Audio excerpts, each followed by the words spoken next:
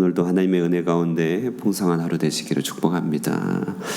어려운 일이 몰려올 때 되는 일이 없고 원치 않는 상황이 겹겹이 우리에게 둘러싸일 때 우리는 그만 마음을 잡지 못하고 하나님을 원망하거나 두려움 가운데 빠질 때가 많이 있지요.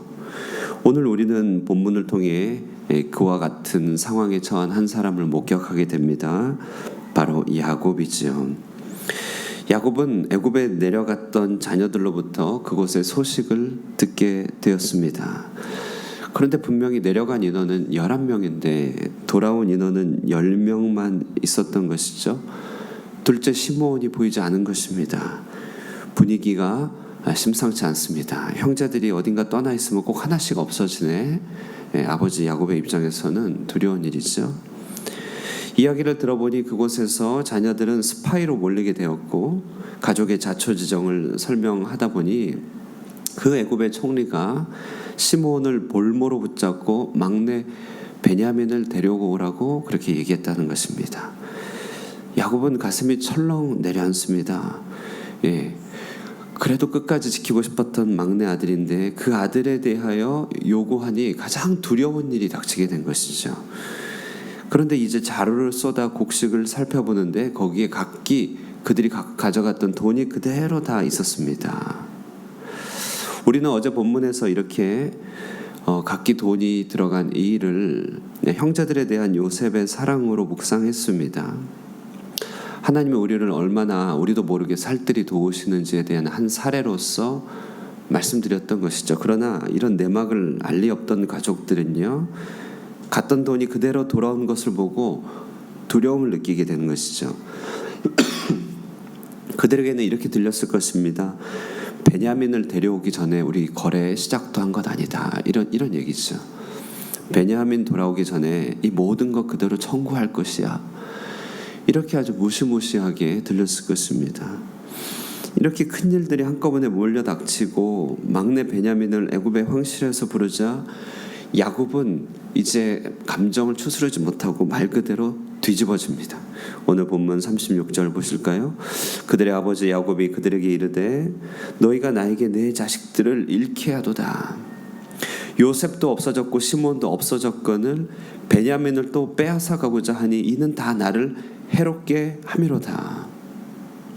야곱은 자녀들에 대한 그동안에 쌓였던 모든 원망을 풀어놓고 있습니다. 옛날 그 옛적의 일, 요셉이 죽게 된 그 일도 은연중에 너희가 뺏어간 것 아니더냐. 자녀들에게 하지 못할 말을 지금 하고 있는 것이죠. 이런 아버지 야곱 앞에서 르우벤은 나서서 두 아들의 생사를 걸고 안전여행을 장담합니다. 르우벤은 오랜 동안 죄책감으로 또 자신이 장자로서 요셉의 문제를 잘 처리하지 못한 일로 인하여서 오랫동안 책임의식을 느끼고 있다가 이때 나서게 된 것 같아요. 그래서 만약 내가 베냐민을 데려오지 못한다면 내 두 아들을 당신 손에 맡길 테니 그들을 죽이소서, 이렇게 극단적인 얘기도 하게 됩니다. 그러나 르우벤이 이렇게 나서봐야 무슨 소용이 있겠습니까? 애굽에서 베냐민을 풀어주지 않으면 아무런 소용이 없죠. 그리고 그 베냐민이 돌아오지 못해서 그 두 손자에게 보복한다 한들 제 얼굴에 침 뱉기고 자기 마음만 아플 뿐이지 무슨 소용이 있겠습니까? 그래서 그는 탄식을 이어가는데요. 마지막 9절 38절 보실까요? 야곱이 이르되 내 아들은 너희와 함께 내려가지 못하리니 그의 형은 죽고 그만 남았음이라.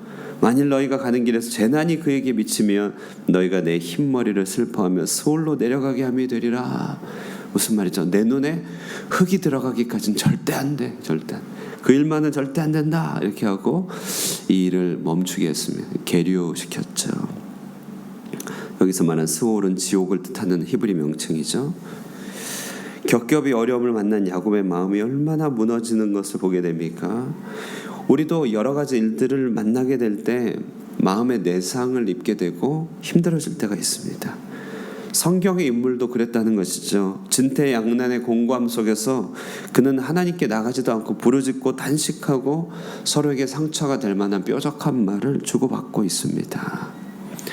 하나님의 전능하신 손길 아래에 있고 언약의 축복이 있는 그이지만 현실은 이렇게 초월해서 살 수 없을 때가 많이 있다는 것, 오늘 야곱을 통해 보게 될 때 우리는 이렇게 자주 부딪히고 넘어지고 가슴 아파하고 괴로워하고 우리도 스스로를 주체하지 못하는 내 스스로의 형편을 너무 부끄럽게 여기지는 말아야겠구나. 야곱도 그러했구나. 하물며 나는 어떻게 했는가. 얼마든지 이럴 수 있다는 것입니다. 이것조차도 하나님의 연출이고 이것조차도 하나님의 계획 가운데 있는 일이라고 하는 것이죠. 마음이 무너질 때, 힘들 때 우리는 그럴 수 있는 것, 그것이 바로 성경이 말해주고 있습니다. 자, 그런데요, 이때 우리가 이제 적용하면서 기억해야 될 것이 있습니다. 기억해야 될 것이 있습니다. 먼저 이렇게 괴롭고 힘들 때 먼저 기억할 것은 누군가 널 위해 기도하네. 이거 기억했죠. 내가 홀로 괴로워서 마음이 무너질 때 누군가 널 위해 기도하네. 오늘 이 아버지 야곱의 괴로움 뒤에는 아버지가 그토록 사랑하던 요셉이 저 멀리 애굽의 총리실에서 이 모든 일의 성사를 위하여 기도하고 있었을 것입니다. 나중에 보겠지만 요셉이 자기를 커밍아웃하여서 막내, 그러니까 지금 요셉 아우라고 딱 커밍아웃 할 때요, 그는 가장 먼저 물었던 질문이 아버지는 안녕하시냐, 아버지에 대한 안부를 물었습니다. 그는 감옥에서도 풍년 흉작 총리가 된 모든 순간에서도 아버지가 너무 걱정됐죠. 자기를 그토록 사랑하고 비명의 아들을 잃어버린 아버지의 안부가 너무나 걱정됐습니다. 일평생의 그의 기도는 아버지의 안녕이었죠. 겉으로 볼 때 이 일은 야곱에게 시련이고 괴로움이지만 요셉은 이 일을 기획하면서 그 속에는 아버지를 향한 불붙는 효심이 작동하고 있었던 것이죠. 그 마음이 다 기도잖아요. 자녀를 향한 애타는 마음이 다 기도죠. 우리 배우자를 향한 안타까운 마음들, 여러 가지 마음들 다 일일이 기도 아니겠습니까? 누군가 널 위해 기도하네. 정말 그렇습니다. 세상 천지에 아무도 나를 위해 기도해 주는 사람 없어 보여도 그럴 때 같은 그런 정말 막연한 상황에 처한다 할지라도 여러분, 하늘에 우리 중보자가 우리를 위하여 보좌 우편에서 기도하고 있음을 기억해야 됩니다. 그분은 높이 들림 받아서 자연의 대권을 주시고 섭리를 운행하시면서 우리로 주님을 더 닮도록 하기 위하여 우리를 위하여 보좌 우편에서 기도합니다. 우리의 연약과 죄악을 그는 덮어주시면서 하나님 아버지 앞에서 저의 연약함을 주님께서 용서하여 달라고 끊임없이 우리를 위하여 기도하고 계시죠. 우리 바깥에서는 하늘 위에 높은 곳에서 우리 주님이 우리를 위하여 중보하실 뿐만 아니라 여러분, 우리 속에서는요, 우리 안에서는 성령님께서 말할 수 없는 탄식으로 우리를 위하여 기도하고 계십니다. 말할 수 없는 탄식. 지금도 내가 다 표현은 못하고 내가 다 말은 못하지만 말할 수 없는 탄식으로 기도하고 있다. 더 나아가 우리 공동체 안에는 이런 기도가 항상 살아있는 것 아니겠습니까? 지체, 손가락 하나 아파도 온몸이 다 아프죠. 팔 하나 다치면 온몸이 옥신거리면서 몸살이 걸리죠. 지체 한 명이 안타까운 마음이 있으면 여러분, 온 교인이 또 우리 모든 사랑하는 우리 모든 지체들이요, 다 마음으로 주님 앞에 가져가며 기도할 수밖에 없습니다. 여러분, 그러므로 이 아침에 우리 이 기도 한번 느껴보면 좋겠어요. 내 짐, 내 괴로움 나 혼자 오롯이 짊어지는 것 아닌 것입니다. 누군가 널 위해 기도하네. 정말 이 아침에 기도할 때요, 나를 위해서 기도하는구나. 여러분, 내 삶에 이렇게까지 인도함 받은 거 생각해 보면 누군가 나를 위해서 하고 있기 때문에 그런 것 아닌가요? 내가 어떻게 예수를 믿었지? 내가 어떻게 그래도 이렇게 피해 다녔지? 어떻게 여기까지 왔지? 다 나를 위한 기도가 살았기 때문에 그렇습니다. 누군가 널 위해 기도하네. 이 아침에 꼭 기억하시기 바랍니다. 또 하나 기억해야 될 것은 하나님의 예정, 그러니까 하나님의 작정이라고도 하는데요, 예정하심을 기억해야 됩니다. 오늘 본문의 야곱의 이 처참함, 비탄함, 오늘 이것을 우리는 목격하지만 이제 몇 장만 넘기면 야곱의 말년에 그 사랑하는 아들 요셉을 만나게 됨을 우리가 보게 되죠. 알죠? 우리는요, 그 아들이 애굽의 총리가 되어 있습니다. 야곱은 왕이 보내준 이 병거, 그러니까 캐딜락인가요? 롤스로이스인가요? 이걸 타고서 간 것입니다. 세상의 중심지 애굽으로 향하여 갔습니다. 거기서 당시 최강국인 바로를 만나 그를 축복합니다. 내가 험악한 인생을 보냈나이다 이렇게 고백했지만 그를 축복하는 축복자의 자리에 서게 되는 것이죠. 그의 죽음은 또한 화려하기 그지 없었습니다. 시신을 향품을 넣는 데 40일이 걸렸죠. 그러니 파라오급으로 장례를 치렀습니다. 애굽 사람이 그를 위하여 70일을 애국했다고 하니 팔레스타인의 일개 촌부가 당시 1등 국빈의 예를 다하여 장례를 치르고 있을 때 이 모습은 우리의 장례, 우리의 종국, 우리의 마지막 날을 보여주는 하나의 예표인 것이죠. 세상에서는 우리가 인정받지 못하고 세상에서는 우리가 그렇게 크게 도드라진 삶을 살지 않는다 할지라도 지렁이 같은 야곱 하나님께서 붙들어 일으키셔서 이 아름다운 결말을 보게 하신 것, 이 선종 well finish, 우리 모두에게 하나님께서 작정하신 하나님의 결론인 것이죠. 에베소서 1장 11절에서 12절입니다. 모든 일을 그의 뜻의 결정대로 일하시는 이의 계획을 따라 우리가 예정을 입어 그 안에서 기업이 되었으니, 우리가 예정을 입어 그 안에서 기업이 되었으니 이는 우리가 그리스도 안에서 전부터 바라던 그 영광의 찬송이 되게 하려 함이라. 우리 존재가 하나님을 향한 찬송이랍니다. 악기도 아니고 우리가 노래를 부르는 것도 아니고 우리 자체가 찬송이라고 하는 것이죠. 우리의 종착점이 어떠한지 눈에는 보이지 않지만 분명한 것은 자기의 기쁘신 뜻대로 우리를 예정하신 그 하나님의 예정은 변치 않는다는 것입니다. 자, 그래서 여러분, 우리가 궁극적인 의미에서 불행은 없습니다. 믿는 자에게 궁극적인 의미에서 일이 잘못되는 것도 없습니다. 원론적으로는 없습니다.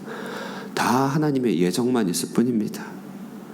생각해보면 그리스도인은 예정된 길을 갈 뿐입니다. 영광의 기업이 되기 위하여, 찬송이 되기 위하여 주께서 작정하신 길을 갈 뿐입니다. 우리는 다른 길을 갈래야 갈 수가 없는 자들이죠. 어떤 숙명이나 운명이 아니죠. 에베소서에서 말했듯이 그의 기업이 되고 영광의 찬송이 되게 하시려 우리의 길을 예정하셨습니다. 본문의 시점에 야곱은 그 미래를 도저히 상상할 수 없었지만 결국 주님이 작정하신 대로 이루어지게 된 것이죠. 우리도 그렇게 될 것입니다. 마음이 괴로워 무너진다 할지라도 예정은 바뀌지 않습니다. 그의 영광의 찬송이 되게 될 것입니다. 여러분, 이것이 우리의 결말이죠. 결말 부분을 미리 얘기하는 것을 스포일이라고 합니다. 자, 오늘 스포일러인가요? 예, 좋은 의미에서 스포일러죠. 예. 우리 결론 이미 정해졌어요. 뻔한 결론이라는 것입니다. 우리가 이 시선을 이 결론부에 놓고 오늘을 맞이하기를 바랍니다. 우리는 우리가 알지 못하는 미지의 세계를 뚫고 가는 게 아닙니다. 헤쳐나가고 이전투구하면서 오리무중으로 가는 게 아니라 영광 가운데 정하신 그 미래가 우리에게 다가오고 있다. 이게 성경의 관점입니다. 우리가 가는 게 아니라 정하신 그 미래가 우리에게 오고 있는 것이죠. 누군가 널 위해 기도하네. 정하신 그 아름다운 미래가 우리에게 다가오고 있음을 기억하면서요, 우리 전 어떤 상황 속에서도 믿음을 굳게 지키고 오늘 하루 승리할 수 있기를 주님의 이름으로 축원합니다. 기도하겠습니다. 사랑하는 하나님 아버지, 우리 인생 가운데 문제들, 어려움들 겹겹이 둘러싸여 우리 마음 지키지 못할 때가 많이 있습니다. 성경의 야곱도 베냐민의 그 부름과 베냐민의 그 내려감의 소식을 듣고 하나님 마음을 지키지 못하여 힘겨운 시간들을 보내게 되었습니다. 그러나 하나님, 그 야곱을 향한 하나님의 그 뜻하심들, 그리고 야곱을 향한 그 아들의 기도가 그 가운데 충만하게 살아있음을 오늘 묵상하며 우리의 시간표 가운데서도 역시 우리를 향한 중보 기도가 늘 항상 살아있음을 기억하게 됩니다.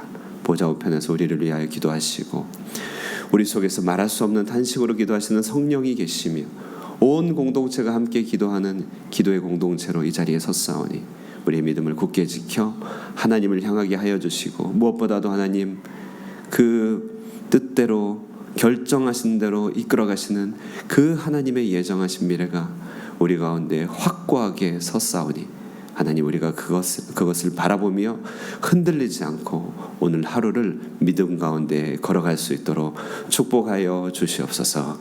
이 아침의 기도 가운데 우리 주의 성령께서 더욱더 가까이 다가오시며 하나님 진리의 말씀을 우리 마음에 새겨주시고 응답 가운데서 우리의 발걸음을 옮길 수 있도록 축복하여 주시기를 바라보며 예수님의 이름으로 기도드리옵나이다. 아멘. 예, 우리 아침의 말씀을 그대로 묵상하시면서요, 누군가 널 위해 기도하네, 그리고 우리를 위하여 정하신 미래가 우리에게 다가오고 있음을 기억하면서 감사의 기도, 믿음의 기도 드리시고, 우리 교회를 위하여, 우리 지체들을 위하여, 또 이 시대에, 또 이 땅의 문화들, 또 우리 다음 세대를 위해서 함께 기도하시고 돌아가도록 하겠습니다. 기도하겠습니다.